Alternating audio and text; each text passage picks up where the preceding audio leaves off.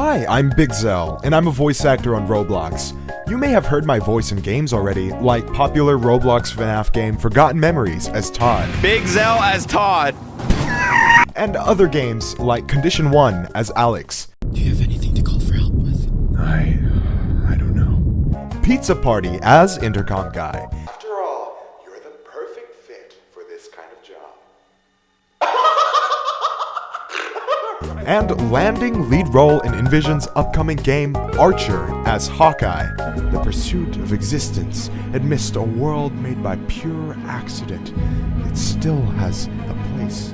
But before I get into how, I want you guys to smash that like button, destroy that subscribe button, and if you feel so inclined, it would mean the world if you shared this video, because I'm new to YouTube and growing this channel would make me just a little bit more happier than I was yesterday. So, let's jump straight into what you need. First and foremost, you need a high quality microphone. Clients I've worked with in the past usually have microphone quality as a major priority for their lines. Notice how I didn't say only, more on that later. Ain't nobody want their game sounding like a COD lobby?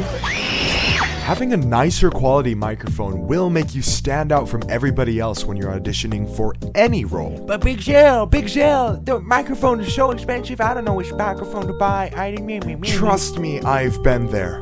Buying a good quality microphone can be stressful, but here's some advice I can give you. First, you want to set out a budget. I recommend spending half of your budget on a microphone and the other half on equipment like a boom arm, pop filter, and whatnot. When looking for a microphone, there's a couple of factors you need to consider. 1, is it reliable? 2, can you afford it?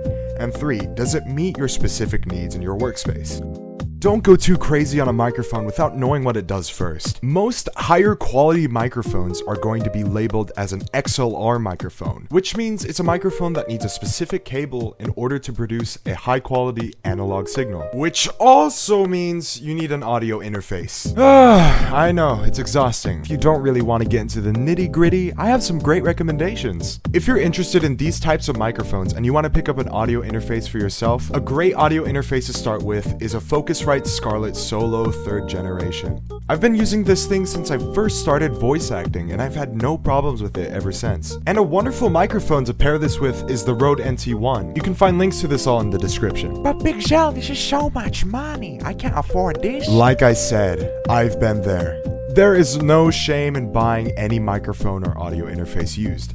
Actually, it's a great way to get high quality equipment without going over your budget. Even if you can't afford them used or don't want to deal with any other equipment, money shouldn't be the reason why you don't get into voice acting. There are still some great USB options that are incredibly affordable.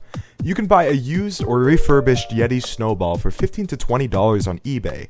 By being right on top of the mic and tweaking the audio, you can make the microphone sound really, really good. Please bring pizza pronto.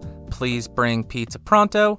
Please bring pizza pronto. Number 2, figuring out where you're gonna record. If you're planning on using your microphone to also call people in, let's say, Discord or any other platform that you use, then I recommend just having a blanket with you and throwing it over your head every time you record. Going blanky mode. If you have a laptop, take advantage of being able to move your workspace around. Record in your closet. It's a great place to start. You basically have a soundproof room already made in your home. If you have those 2 fundamentals right in your pocket, ready to go, then you're on your way to become a successful voice actor.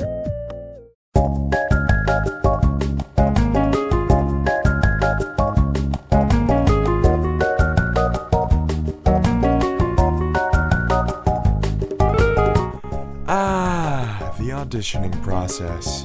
Auditioning, especially for the first time, can be incredibly daunting. I remember the first game I auditioned for was My Dolly, and I felt so nervous. Although I've had previous acting experience in the past, this was a whole other beast. Here's some things I wish I knew beforehand. Number 1, don't try to force a voice that you don't have. I know your first instinct when voice acting is trying to make your voice sound as attractive as possible. What if I told you this actually does the complete opposite of what you think it does? It's much easier to pick up on than you think. Ask XQC's chat. Account total of $5,000? Which leads me to my next point.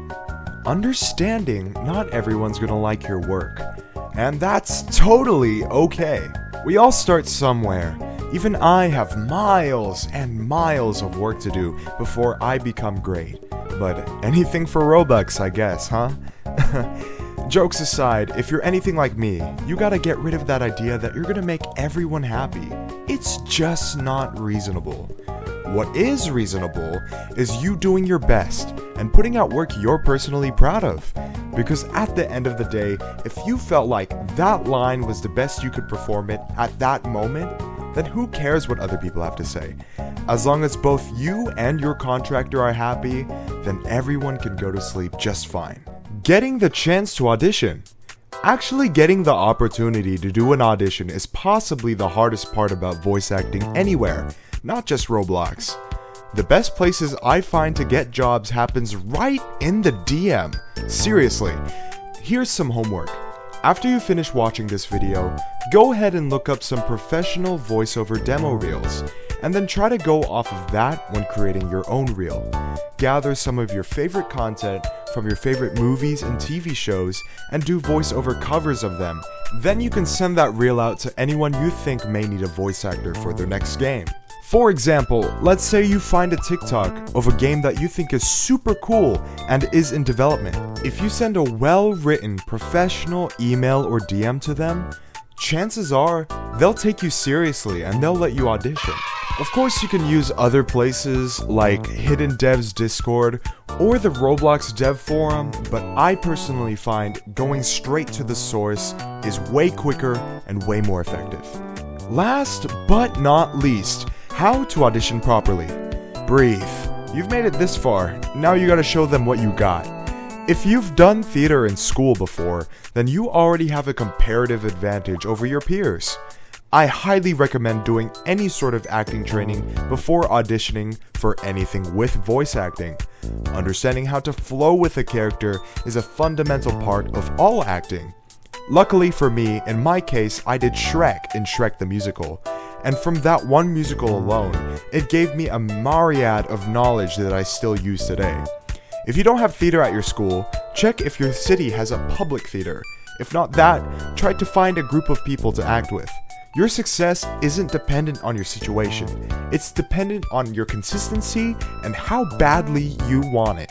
One trick I learned from CDawg is recording with your mouth 45 degrees away from the microphone. Even if you do have a pop filter, having air not go directly towards the microphone can lead to you having a higher quality recording. And I know I'm guilty of not always doing this, but whenever I do record with my mouth 45 degrees away from the microphone, it's always great. Try to speak as naturally and fluently as possible. You don't want to sound like you're trying to act. The whole goal of acting is to sound like you're sincere.